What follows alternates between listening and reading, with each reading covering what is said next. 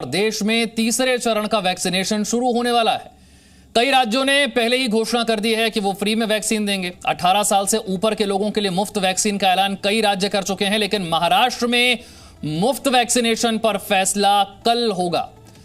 Deputy CM Ajit Pawar ने इस बात की जानकारी दी है। अजीत पवार ने दावा किया है, यह कहा है कि मुफ्त टीकाकरण का काम केंद्र सरकार का है, राज्य सरकार का नहीं है। वहीं राज्य के स्वास्थ्य मंत्री राजेश टोपे के मुताबिक मंत्रालय ने इस बात का प्रस्ताव कैबिनेट को भेज दिया है। महाराष्ट्र में फ्री वैक्सीनेशन पर कल फैसला लिया जाएगा। ये बड़ी खबर इस वक्त की। कई राज्यों में जहां पहले ही फ्री वैक्सीनेशन को लेकर फैसला हो चुका है, महाराष्ट्र में इस पर फैसला कल होगा। उप मुख्यमंत्री अजीत पवार ने इस बात की जानकारी दी है। महाराष्ट्र कैबिनेट वैक्सीनेशन पर कल फैसला लेने जा रही है। अजीत पवार कह रहे हैं कि मुफ्त टीकाकरण की जो जिम्मेदारी है वो केंद्र सरकार की है। नवाब मलिक इससे पहले मुफ्त टीकाकरण का ऐलान कर चुके हैं। नवाब मलिक एनसीपी के बड़े नेता हैं जो पहले ही मुफ्त टीकाकरण का ऐलान कर चुके हैं। क्या महाराष्ट्र की सरकार चला रही तीन पार्टियों में आपस में सहमति नहीं है, सामंजस्य नहीं है? क्योंकि एनसीपी के नेता कुछ और कहते हैं, दूसरी पार्टियों के नेता कुछ और कह रहे हैं। नवाब मलिक तो पहले ही मुफ्त टीकाकरण का ऐलान कर चुके हैं। अब उप मुख्यमंत्री अजीत पवार कह रहे हैं कि मुफ्त टीकाकरण की जिम्मेदारी केंद्र सरकार की है। महाराष्ट्र में फ्री वैक्सीनेशन होगा या नहीं, इस पर फैसला कल महाराष्ट्र कैबिनेट में लिया जाएगा। 1 मई से 18 साल से ऊपर के हर शख्स के लिए वैक्सीन उपलब्ध होगी, वो वैक्सीनेशन करवा सकता है।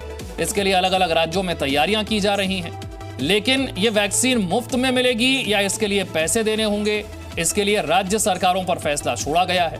राज्य सरकारें अपनी स्थिति को देखते हुए इस पर फैसला ले रही हैं। इससे पहले कई राज्य सरकारों ने यह फैसला लिया है कि वो 18 साल से अधिक उम्र के हर व्यक्ति के लिए वैक्सीन को मुफ्त में उपलब्ध करवाएंगी 1 मई से। लेकिन महाराष्ट्र में ऐसा होगा या नहीं, इसे लेकर अभी कंफ्यूजन की स्थिति है, अभी भ्रम की स्थिति है। महाराष्ट्र में फ्री वैक्सीनेशन पर अब कल फैसला होगा। महाराष्ट्र कैबिनेट की बैठक होगी और इस कैबिनेट बैठक में फैसला होगा कि महाराष्ट्र में 1 मई से 18 वर्ष से अधिक उम्र के व्यक्तियों के लिए क्या कोरोना की वैक्सीन फ्री में उपलब्ध होगी या नहीं होगी। भ्रम की स्थिति इसीलिए बनी है क्योंकि महाराष्ट्र की सरकार चला रही तीन पार्टियों के नेता अलग अलग बयान दे रहे हैं। कोई कह रहा है कि वैक्सीन फ्री में मिलेगी, कोई कह रहा है कि फ्री वैक्सीन देना यह केंद्र सरकार का काम है। और अब खबर यह है कि कल जब कैबिनेट की मीटिंग होगी तब इस पर फैसला लिया जाएगा कि मुफ्त में वैक्सीनेशन महाराष्ट्र में होगा या नहीं। अंकुर और जानकारी के साथ मेरे साथ है। अंकुर, ये फ्री वैक्सीनेशन को लेकर इतना कंफ्यूजन क्यों है?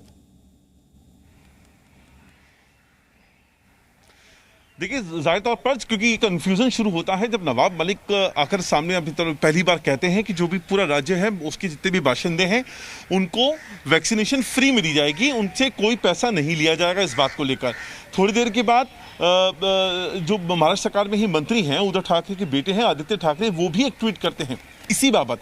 लेकिन इसके बाद कहानी बदल जाती है, वो तुरंत इस ट्वीट को हटा देते हैं। अचानक से इसके बाद बयानबाजी शुरू होती है और आज अजीत पवार का ये कहना कि ये जो है वो केंद्र की जिम्मेदारी है इसकी कीमतों को लेकर।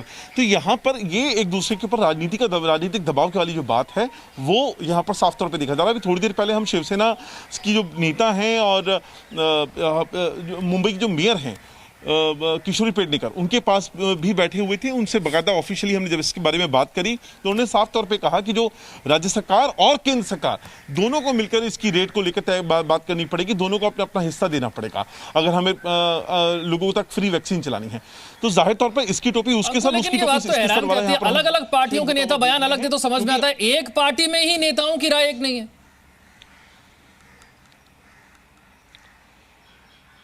देखिए इसमें कंफ्यूजन ये बता रहा है कि सरकार के अंदर कितना ज्यादा कंफ्यूजन है। तीन पार्टी की सरकार है एक मुद्दे पर, क्योंकि इसमें जो आदमी यहां पर अनाउंस कर रहा है वो कहीं ना कहीं क्रेडिट ले जाने की जो राजनीति है वो यहां पर खेल कर रही है। और यही है कि अगर कांग्रेस हो, चाहे शिवसेना हो, चाहे एनसीपी हो, हर कोई शख्स यहां पर इस क्रेडिट की राजनीति को अपने फेवर में करना चाहता है।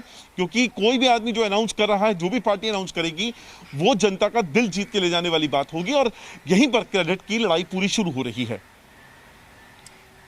तो अब जब फैसला होगा तो वो किस आधार पर किया जाएगा? कल की कैबिनेट बैठक में किस आधार पर होगा यह फैसला?